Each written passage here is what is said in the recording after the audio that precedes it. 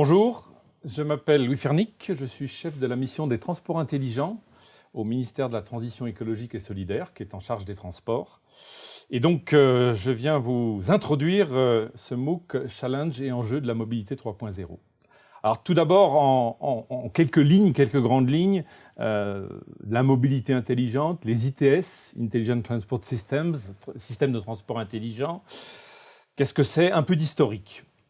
La première génération des ITS, on est dans les années 90, on se concentre sur une nouvelle famille, une nouvelle boîte à outils d'appoint pour les pouvoirs publics et les exploitants de systèmes de transport, concentrés sur des fonctions comme réguler, c'est-à-dire optimiser les flux et l'utilisation des services de transport, contrôler, y compris réprimer, les radars vitesse, c'est des ITS, rendre plus sécure et aussi, bien sûr, faciliter la commercialisation, c'est l'innovation billettique des années 90 et suivantes.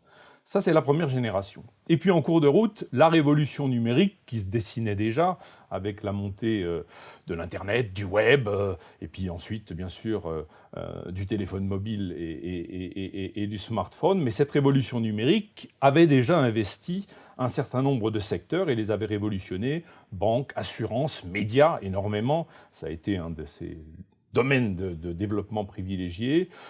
Défense, hôtellerie, santé, etc. Et maintenant, je dirais, tous les secteurs des activités humaines sont remodelés par le numérique et certains très profondément. Et puis donc, on va dire au début des années 2010, de façon beaucoup plus visible, transformation numérique des mobilités, des transports qui s'impose avec, je dirais, l'apparition d'abord de nouveaux entrants.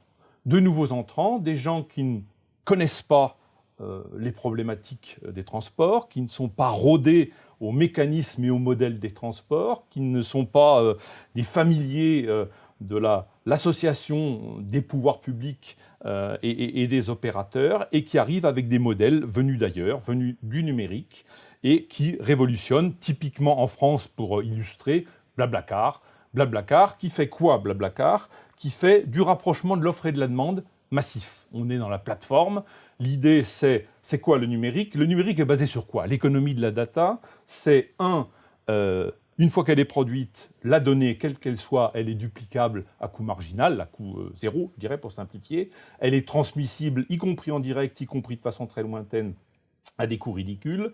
Elle est exploitable en masse, elle est valorisable en masse. Et la question de l'accès à la donnée devient la clé de l'économie. Bon, dans ce contexte-là, les plateformes sont l'un des grands modèles de la transformation numérique des mobilités. Blablacar, c'est quoi? C'est j'ai plein de places dans des tas de voitures qui circulent qui sont inemployées. Ça, c'est l'offre. C'est aussi des usagers qui circulent et qui ont dans leur voiture cette offre inutilisée. Et puis, j'ai plein de gens qui aimeraient bien pouvoir circuler, soit qui ne sont pas mobiles sur un certain nombre de distances qui sont mal desservies en transport en commun, soit qui n'ont pas accès ou pas accès facile à la voiture. Et donc, ça, c'est une demande inassouvie ou une demande qui peut être capturée. Blablacar, c'est quoi? C'est je les mets en communication, en live ou presque en live, et je leur permets de transiger, de passer des transactions entre eux et donc d'accoler l'offre et la demande. C'est l'un des grands modèles généraux de la transformation numérique des mobilités.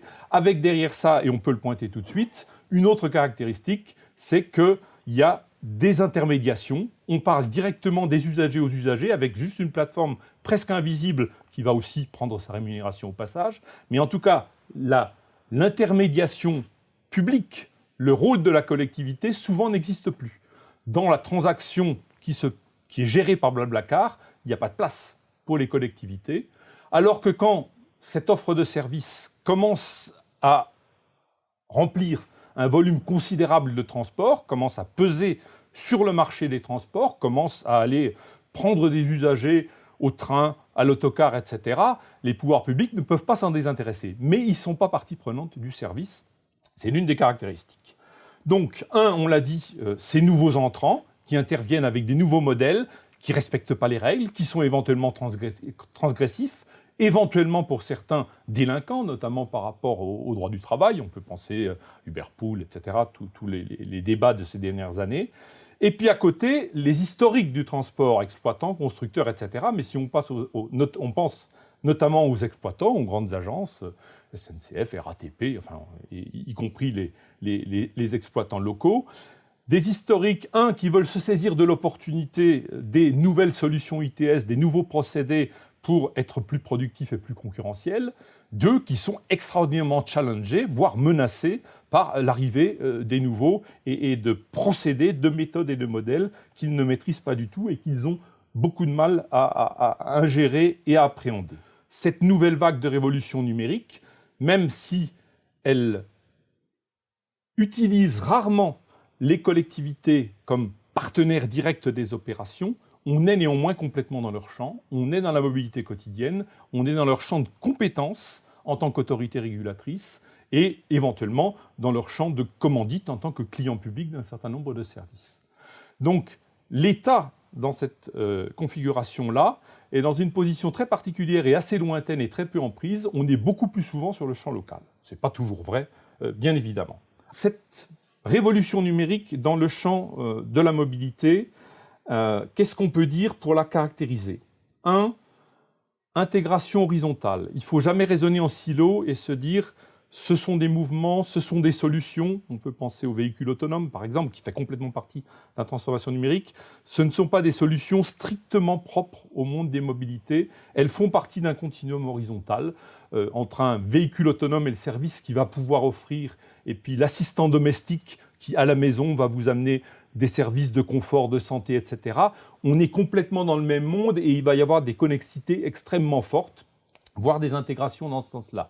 Donc attention, quand on est en transformation numérique, ne jamais uniquement raisonner de façon sectorielle. On est sur des logiques industrielles, des logiques d'acteurs et autres qui sont beaucoup plus horizontales, et notamment quand on pense à la couche économie de la donnée.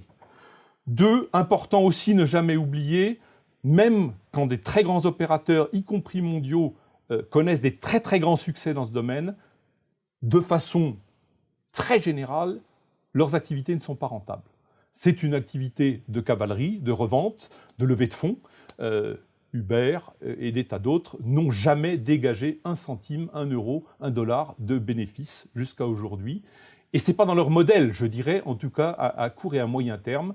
C'est à la fois une fragilité et un moteur même de la transformation numérique. C'est évidemment inquiétant et ça pose problème à divers égards. 2 ou 3, concurrence intermode. Très souvent, ces nouveaux services, quand ils arrivent à prendre racine et à faire effet de masse très rapidement, ils ont des effets de capture d'un certain nombre d'usagers qui passent par exemple du TC au VTC, du transport en commun au pseudo-taxi géré de façon numérique. D'un point de vue climatique, environnemental, congestion, etc., tous ces mécanismes-là ne sont pas vertueux. Ça n'a rien de naturellement vertueux, et c'est l'un des sujets, évidemment, qui pose problème au pouvoir public et qui doivent arriver à maîtriser, c'est d'arriver à orienter convenablement ces mouvements-là, alors qu'on est dans un mécanisme bouillonnant d'initiatives essentiellement privées. Question qu'il y a derrière, et qui est vraiment transport spécifique, c'est la question des infrastructures. Très souvent, dans les transports, on a une problématique d'infrastructures lourdes à durée de vie très longue. 30 ans, 50 ans, un siècle quand on est dans le ferroviaire. Financement essentiellement, très essentiellement, par les pouvoirs publics, à travers l'impôt, la redevance ou le péage. Caractéristiques des nouveaux entrants, des systèmes qui viennent se greffer, des plateformes, etc. Ils contribuent peu ou pas du tout à ces mécanismes-là.